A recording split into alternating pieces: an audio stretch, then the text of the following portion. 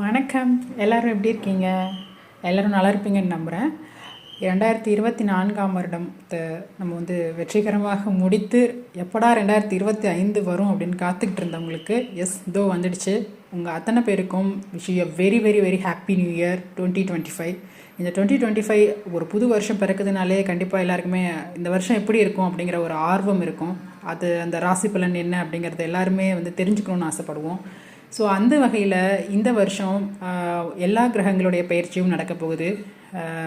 தினமாக பயிற்சியாகிற சந்திரன்லேருந்து 3 வருடத்திற்கு ஒரு முறை பயிற்சியாகிற சனியும், மாதம் பயிற்சியாகிற சூரியன், புதன், சுக்கிரனும், செவ்வாயும், 1 வருடத்திற்கு ஒரு முறை பயிற்சியாகிற குருவும், 1.5 வருடத்திற்கு ஒரு முறை பயிற்சியாகிற ராகு கேதுக்கள் அப்படின்னு அத்தனை கிரகங்களுடைய பெயர்ச்சியும் இந்த வருஷம் இருக்குது. ஸோ ஒரு கிரகம் மூவ் ஆனாலே நமக்கு மாற்றங்கள் இருக்கும். 9 கிரகமும் மூவ் ஆகும்போது எவ்வளோ மாற்றங்கள் நமக்கு இந்த வருஷம் இருக்க போகுது அப்படிங்கிறது கண்டிப்பாக நிறைய மாற்றங்கள் இருக்கும். ஒவ்வொரு ராசிக்கும் அதை தனித்தனியாக பார்த்துருவோம். இந்த வரப்போகிற இந்த மார்ச் ஏப்ரலில் பார்த்திங்கன்னா மீனத்தில் ஒரு 5 கிரகங்கள் கூட்ட கிரகங்களுடைய சேர்க்கை இருக்க போகுது. அதில் முக்கூட்டு கிரகங்களுடைய சூரியன், சுக்கிரன், புதன் இவர்களோடு ராகுவும் சனியும் சேர்ந்து அங்கே இருக்க போகிறாங்க. ஸோ அந்த மார்ச் மிட் ஆஃப் மார்ச்லேருந்து ஏப்ரல் மிட் வரைக்கும். ஸோ அது பிறகு தான் ராகு மெதுவாக நகர்ந்து கும்பத்துக்குள்ளே வருவார். ஸோ சனி அதுக்குள்ளே மார்ச்சோட எண்ட்லேயே அவர் அங்கே பயிற்சி ஆகிடுறாரு, மீனத்துக்குள்ளே போயிடுறாரு. ஸோ இந்த முக்கூட்டு கிரகங்கள், இந்த 5 கூட்ட கிரகங்களுடைய சேர்க்கையும் நிறைய பேருக்கு ஜாப் வைஸ்லலாம், கெரியர் வைஸில் நிறைய சேஞ்சஸ் கொண்டுட்டு வரப்போகுது. சில பேருக்கு வேலையை விட்டுட்டு தொழிலெலாம் ஆரம்பிக்கலாங்கிற மாதிரியெல்லாம் கூட எண்ணங்கள் இருக்கும். ஸோ வாங்க, யார் யாருக்கு என்னென்ன இருக்க போகுது, யாருடைய வாழ்க்கையில் எப்படியான மாற்றங்கள் நடக்க போகுது, ஒவ்வொரு ராசிக்கும் தனித்தனியான வீடியோவை பார்த்துருவோம். அது மட்டும் இல்லாமல் உங்களுடைய ராசி லக்னம் முன்னாடியே சொல்கிற மாதிரி 2க்கும் சேர்த்து உங்களுடைய பலன்களை நீங்கள் பார்த்துக்கோங்க. ஸோ தட் இன்னும் கொஞ்சம் துல்லியமான பலன் கிடைக்கும். உங்களுடைய ராசிக்கு மட்டும் நல்லா இருக்குது, லக்னத்துக்கும் நல்லா இருக்குன்னா சூப்பர். ராசியில் நல்லா இல்லை, லக்னத்துக்கு நல்லா இருந்ததுன்னா ஓகே, ஒரு மாதிரி ஆவரேஜாக போயிடும். 2க்குமே நல்லா இல்லையா அப்படின்னாலும் கவலைப்படாதீங்க. உங்கள் சுய ஜாதக தசா புத்தியும் சேர்த்து பார்த்து பலன் எடுத்துக்கலாம். ஓகேங்களா? சரி, வாங்க வீடியோக்குள்ளே போகலாம். ஒவ்வொரு ராசிக்குமான தனித்தனியான புத்தாண்டு ராசி பலன்கள். ரிஷப ராசிக்கான புத்தாண்டு ராசி பலன்கள். இந்த ரிஷப ராசிக்கு 2025 மாதத்துடைய முதல் பாதி, அதாவது ஃப்ரம் ஜான்வரி 28 மே 31 வரைக்குமே, ஸோ எண்ட் ஆஃப் மே வரைக்குமே உங்களுடைய ராசிநாதன் சுக்கிரன் மீனத்தில் உச்சமாகி மாலவி யோகத்தில் இருக்க போகிறார். இதுவே ஒரு பெரிய கொடுப்பினை. First thing. ரெண்டாவது, அதாவது முதல் உங்களுடைய ராசிநாதன் அங்கே இருக்க போகிறார். ராசியில் சந்திரன் உச்சமாகி இருக்க போகிறார். அதாவது உங்கள் முயற்சி ஸ்தானாதிபதி உச்சமாகி உங்களுடைய ராசியில் இருக்கிறாரு. உங்களுடைய ராசிநாதனும் உச்சமாகி மாதத்தின் வருஷத்துடைய முதல் இதில் முதல் பாதி உச்சத்தில் தான் இருக்க போகிறாரு. உங்களுடைய லாபாதிபதியாகிய குரு, அவரும் அஷ்டமாதிபதியும் கூட இருந்தாலும் லாபாதிபதியாகி அவர் உங்களுடைய தனஸ்தானத்தில் போய் அமர்வது அப்படிங்கிறதும் இன்னொரு பெரிய பாக்கியம். ஸோ உங்களுக்கு லாபம் அப்படிங்கிறது இருக்கணும். உங்களுக்கு வருமானம் வரணும், அதில் லாபமும் இருக்கணும். இந்த லாபஸ்தானத்தில் சனி உங்களுக்கு பாக்கியாதிபதி. ஸோ இந்த 9க்கு அதிபதி போய் 11ஆம் இடம் ஆகிய லாபஸ்தானத்தில் போய் அமர்வதும், லாபாதிபதி போய் தனஸ்தானத்தில் போய் அமர்வதும் மிகப்பெரிய ஒரு மகாதன யோகத்தை ஆக்டிவேட் பண்ண போகுது. இப்போ நீங்கள் இவ்வளோ நாள் உங்களுக்கு பொருளாதாரத்தில் ஒரு இடைஞ்சல் சிக்கல் இருக்குது, கைக்குள்ள வர்றது நிற்கலை, இல்லை வர்றதில்ல தாமதம், இது எல்லாமே இப்போ சரியாக வேண்டிய நேரம். அப்படி ஒரு சூழ்நிலை இருக்குன்னா இதை சரி பண்ணுறதுக்காக உங்களுக்கு ஒரு மாற்றம் கண்டிப்பாக உங்களுக்கு நடக்கும். இந்த அரவுண்ட் மார்ச் அப்படிங்கிறதுலையே ஆரம்பித்தோம்னு வச்சுக்கோங்களேன். ஏன்னா மார்ச்லேருந்தே வரிசையாக எல்லா கிரகங்களுடைய நகர்வுகளும் இருக்குது. சும்மா அந்த உங்களுக்கு அதோடைய இம்பேக்ட் இந்த ஜனவரி அதுலேயே உங்களுக்கு தெரிய ஆரம்பிச்சிடும். ஒரு மாதிரி ஒரு டவுட்டாக இருக்கும், இது உங்களுக்கு நடக்குமா நடக்காதா, இந்த வேலையில் மாறணும்னு நினச்சோம், மாறுமா மாறாதா, இப்படி பொருளாதார இது என்ன, இந்த விஷயத்த பண்ணலாமா வேண்டாமா, வெளிநாடு போகலாமா வேண்டாமா. ஏன்னா 2ஆம் இடத்துல போய் குரு அமர்ந்து 8ஆம் இடத்தை பார்க்குது அஷ்டமாதிபதியாகி. ஸோ திடீர் அதிர்ஷ்டத்தையும் அவர் தான் கொடுக்கணும், வெளிநாட்டுக்கு வாய்ப்புகளையும் அவர் தான் கொடுக்கணும், பிஆர் வாங்குறது அவர் தான் கொடுக்கணும், கல்யாணம் பண்ணி வைக்கிறது அவர் தான் கொடுக்கணும், லவ்வை சக்ஸஸ் பண்ணுறதும் அங்கே தான் நடக்கணும். எல்லாமே இப்போ நடந்து தான் ஆகணும். அதாவது பாவ கிரகங்களாகி ஒரு சனி வந்து 11ஆம் இடத்துல போய் அமர்வது ரொம்ப நல்ல விஷயம். அதுவும் உங்களோட பாக்கியாதிபதியே போய் அங்கே அமர்வது. அதே மாதிரி 10ஆம் இடத்துல ராகு வர்றது அப்படிங்கிறது 10ல் ஒரு என்ன சொல்கிறது, ஒரு பாம்பாவது இருக்கணும் அப்படிம்பாங்க இல்லையா. ஸோ ஒரு பாவகிரகம் 10ஆம் இடத்துல அதுவும் ராகுவாகி வந்து அமர்வதும், அதை குருவோடைய பார்வையில் வந்து அவர் அமரப்போவதும் உண்மையிலேயே வந்து தொழிலில் ஒரு நல்லதொரு மாற்றம், ஒரு நல்லதொரு பொருளாதார ஏற்றம் இதெல்லாமே உங்களுக்கு நடக்கணும். அந்த மாதிரி இருக்கிற இடத்துலையே ஒரு ஏற்றம் இருக்கணும். இல்லைன்னா மாற்றம் அப்படிங்கிறது நிச்சயம். ராகு 10ஆம் இடத்துக்கு வரும்போது உங்களுடைய தொழிலில் ஒரு மாற்றத்தை கண்டிப்பாக கொண்டு வரும். யாராவது வெளிநாடு போகணும், வெளி மாநிலம் போகணும், ஆன்சைட் போகணும் அப்படிலாம் இருந்தாங்கன்னா கண்டிப்பாக இந்த ராகு இந்த மாற்றம் இந்த இயர் வந்து கண்டிப்பாக அதற்கான மாற்றம் உண்டு. பிறகு இந்த இயரோடைய ஸ்டார்டிங்லேயே அதுக்கான ப்ராசஸ் ஆரம்பிச்சிடும். பட் உங்களுக்கு வந்து ஒரு பயம் இருக்கும். ராகு வந்து ஒரு பயத்தையும் கொடுக்கும். இது சரியாக வருமா வராதா அப்படிங்கிறது, என்னது நடக்குமா நடக்காதா இதெல்லாம் கொடுக்கும். இதை நம்ம பண்ண போகிறது சரியாக ஒரு பயத்தையும் கொடுக்கும். ஆனால் நீங்கள் துணிஞ்சு அங்கே போய் செய்ய ஆரம்பிச்சிட்டிங்க அப்படின்னா அது வந்து உங்களுக்கு கண்டிப்பாக சக்ஸஸ் கிடைக்கும். ஸோ பயப்படாமல் உங்களுடைய சுய ஜாதக தசாபுத்தி நன்றாக இருக்குன்னா கவலைப்பட தேவையில்லை. இது வந்து நீங்கள் நினச்சதை விட ஒரு பயங்கரமான லெவலில் வந்து உங்களுக்கு வந்து இது செட் ஆகிடும். ஆனால் ஏன்னா அவ்வளவு வாய்ப்புகள் உங்களுக்கு சான்சஸ் நிறைய கிடைக்கும். 10ஆம் இடத்துல ராகு, 11ஆம் இடத்துல சனி அமர்ந்து, 2ஆம் இடத்துல குரு அமர்ந்து, இதை விட ஒரு நல்ல வாய்ப்புங்கிறது எப்படிங்க இருக்கும். நிறைய வாய்ப்புகள் கிடைக்கும். வாய்ப்புகள் வந்தால் தானே உங்களை நீங்கள் ப்ரூவ் பண்ண காட்ட முடியும். உங்களுடைய திறமையை நீங்கள் வெளியில் காணும். வாய்ப்பு கிடைக்காமலே இவ்வளோ நாள் நிறைய பேர் வந்து வாய்ப்பு கிடைக்காம சுற்றிட்டு இருப்பாங்க. நீங்கள் இதே சினிமா ஃபீல்டிலே பார்த்தீங்கன்னா நிறைய பேர் வாய்ப்பு கிடைக்காம சுற்றிட்டு இருப்பாங்க. வாய்ப்பு கிடைச்சவர்கள் தான் இன்றைக்கி வந்து வெளியில் உலகத்துக்கு தெரியுறாங்க. வாய்ப்பு கிடைக்காத பல பேர் இன்னும் வெளியிலே தெரியல. ஸோ இந்த வாய்ப்புங்கிறது பெரிய விஷயம். உங்களோட சான்ஸ், உங்களோட திறமையை காட்டுறதுக்கான எல்லா வாய்ப்புகளும் இப்பொழுது உங்களுக்கு கிடைக்கும். அதை ஒவ்வொன்றையும் தயவு செஞ்சு நல்லா யூஸ் பண்ணிக்கோங்க. பயப்படவே படிக்கணும். எதுவாக இருந்தாலும் இறங்கி ஒரு கை பார்க்கலாம் அப்படிங்கிற மாதிரி இறங்கி நீங்கள் பாருங்கள். லவ் ஏதாவது பண்ணிட்டு இருக்கீங்கன்னா அதை சக்ஸஸ் பண்ணிக்க வேண்டிய டைம். குழந்தை பாக்கியத்துக்கு எதிர்பார்க்குறீங்களா, இல்லை வந்து பிஆர் எடுக்கணும்னு எதிர்பார்க்குறீங்களா, இது எல்லாமே வந்து பார்த்துக்கலாம். அம்மாவோட ஹெல்த்தை பார்த்துக்கிற மாதிரி இருக்கும். 4ஆம் இடத்துல வர்ற கேது, சூரியனுடைய வீட்டில் வர போகிற கேது, வேறு சுப தொடர்புகள் இல்லாத கேது சில மருத்துவ விஷயங்களை வந்து உங்களுக்கு வந்து பண்ண வைக்கும்.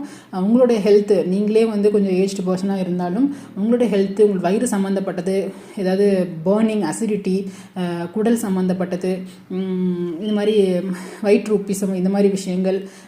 கேது வந்து அதுவும் செவ்வாயை வந்து கிராஸ் பண்ணி போகணும். செவ்வாய் வந்து கேதுவை கிராஸ் பண்ணி வரணும். அந்த டைம் செவ்வாயும் வந்து சிம்மத்துக்கு ஜூன் மாதத்தில் வருவார், அந்த கேது கூடயே சேருவார். ஸோ அந்த டைமில் கொஞ்சம் ட்ரீட்மெண்ட் அப்படிங்கிற விஷயங்கள்லாம் போகும். ஸோ ஹெல்த்தை வந்து நீங்கள் வந்து கண்டிப்பாக பார்த்துக்கணும். தேவையில்லாத விஷயங்கள் ஏதாவது நீங்கள் வந்து பண்ணிகிட்ருக்கீங்க, அது உங்கள் ஹெல்த்தை பாதிக்கும், உங்களுக்கு ஆல்ரெடி தெரிஞ்சதுன்னா அந்த விஷயங்களை ஸ்டாப் பண்ணிக்கோங்க. ஏதாவது சின்ன சின்ன விஷயங்கள் உங்களுக்கு ஆல்ரெடி ஹெல்த்தில் வந்து ஏதாவது இஷ்யூஸ் இருக்குன்னா அதை நீங்கள் கேர் பண்ணி பார்த்துக்கோங்க. இல்லாது உங்கள் அம்மாவுக்கு அந்த மாதிரி ஏதாவது ஹெல்த் இஷ்யூஸ் அப்படியெல்லாம் காட்டும். சிலருக்கு 4ஆம் இடத்துல வர்ற கேது பேரண்ட்ஸ் கூட கான்ஃப்ளிக்ட்ஸ், அம்மா கூட கான்ஃப்ளிக்ட்ஸ் உண்டு பண்ணும். கருத்து முரண்பாடுகளை உண்டாக்கும். சிலருக்கு வந்து வீட்டில் ஏதாவது பிரச்சனைகள் அல்லது அசட்டில் இந்த மாதிரி ரிலேட்டடில் ஏதாவது ஒரு கடன் வாங்கி அசட் வந்து ஏதாவது வாங்குறது, அப்படி விற்கிறது, இந்த மாதிரியான விஷயங்கள். இது வந்து 4ஆம் இடத்துக்கு கேது அப்போது வந்து கொடுக்கறதுக்கான வாய்ப்புகள் இருக்குது. சிலருக்கு அம்மாவோட ஹெல்த் வந்து ஏதாவது இஷ்யூஸ் இருந்ததுன்னா பார்த்துக்கணும். இதெல்லாம் சுய ஜாதக தசாபுக்தியில் ஏதாவது பிரச்சனைகள் இருந்தால் மட்டும்தான். இல்லாத பட்சத்தில் பெரிய அளவுக்கு பெரிய இம்பேக்ட் எதுவும் கிடையாது. மற்றபடி மணி மேட்டர்ஸ், ரிலேஷன்ஷிப்ஸ், மற்றபடி குழந்தைகள், வேலை, வருமானம் எல்லாமே உங்களுக்கு வந்து இந்த 2025 வந்து ரொம்ப சாதகமாக இருக்குது. கிடைக்கிற ஒவ்வொரு வாய்ப்பினையும் தவறாமல் அதை பயன்படுத்திக்கோங்க. 11ஆம் இடத்துலேருந்து சனி தனது 3ஆம் பார்வையாக உங்களுடைய ராசியை பார்க்கும்போது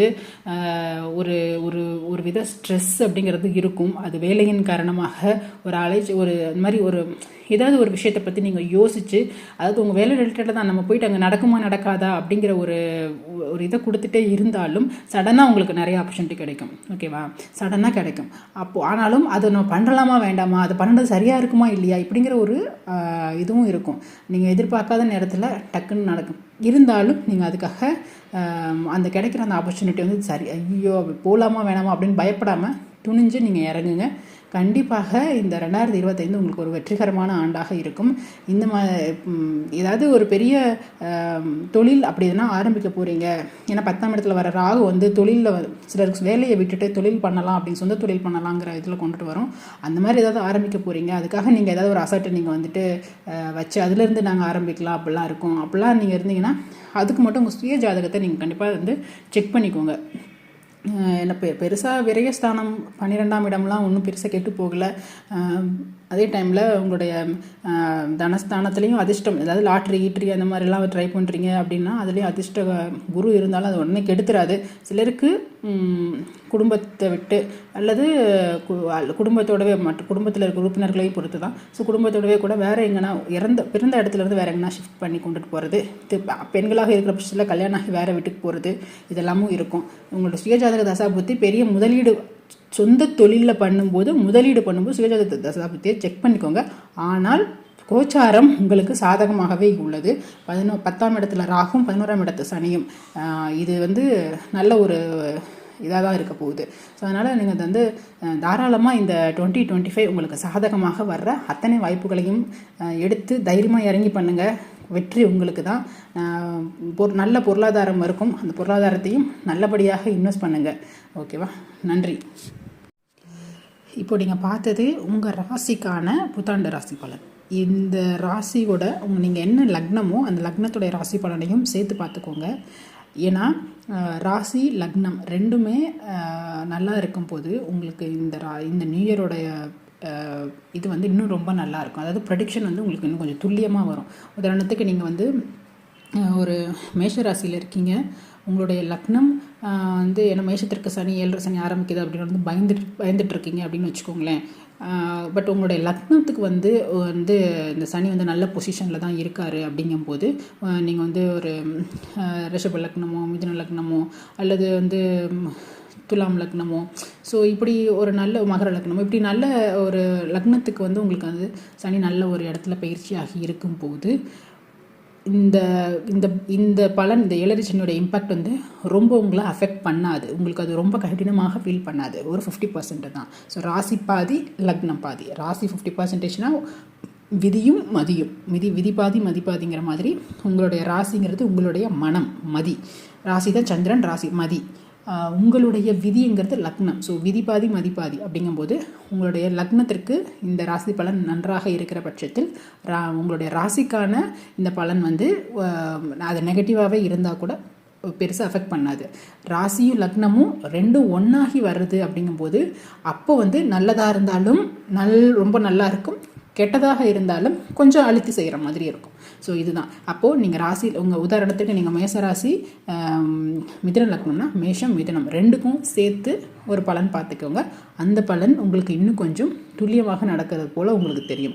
இன்னும் துல்லியமாக போகணும்னா அந்த ஒவ்வொரு இப்போது டிரான்சிட் ஆகிற கிரகங்கள் மேலே உங்களுடைய உங்களோட பிறந்த ஜாதகத்தில் மிதுனத்தில் வந்து இப்போ குரு வந்து கோச்சாரத்தில் போக போகிறாரு. ஆல்ரெடி மிதுனத்தில் உங்களுக்கு பிறந்த காலத்தில் ராகு இருக்குது அப்படிங்கிற பட்சத்தில் இந்த ராகு மேலே குரு போகும்போது வர்ற இம்பேக்ட் அந்த மாதிரியும் அது இன்னும் கொஞ்சம் துல்லிய பலன்களில் இன்னுமே போகும். ஸோ பிறந்த ஜாதகத்தில் உங்களுக்கு தசாபுக்தி என்ன நடக்குது, என்ன கிரகம் அந்த இடத்துட்டு அமர்ந்திருக்கு, மீனத்தில் வந்து சனி மாற போகிறாரு, மீனத்துக்கு போக போகிறாரு அப்படிங்கும்போது இப்போது ஆல்ரெடி மீனத்தில் உங்களுக்கு என்ன கிரகம் அங்கே பிறந்த ஜாதகத்தில் இருக்குது. ஸோ இதையெல்லாம் பேஸ் பண்ணியும் அது சம்மந்தப்பட்ட விஷயங்களும் உங்களுக்கு நடக்கும். இது உங்களுடைய பிறந்த ஜாதக சார்ட்டு தெரிஞ்சிருந்ததுன்னா பார்க்கலாம். அல்லது உங்களுடைய தசா புத்தியை மட்டும் என்ன தசா என்ன புத்தி நடக்குது அது என்ன அப்படிங்கிறத ஒரு மேலோட்டமாக நீங்கள் தெரிஞ்சுக்கிட்டிங்கன்னா ஓகே. இது கோச்சாரத்தில் இதெல்லாம் நடக்க போகுதுங்கும்போது நீங்களே இந்த இயர் என்னென்ன நடக்க போகுது, அடுத்து என்ன நடக்குங்கிறது ஓரளவுக்கு உங்களுக்கே வந்து தெளிவாக புரிஞ்சிடும். ஸோ இப்படி தான் இருக்க போகுது. ஓகேங்க, நன்றி. இது மாதிரி ஒவ்வொரு ராசிக்குமான ராசி பலனை எவ்ரி இயர் போட்டுட்ருப்போம், ஒவ்வொரு மாதமும் போடுறோம். நீங்கள் தவறாமல் செக் பண்ணிக்கோங்க, மற்றவங்களுக்கும் ஷேர் பண்ணுங்கள். வணக்கம்.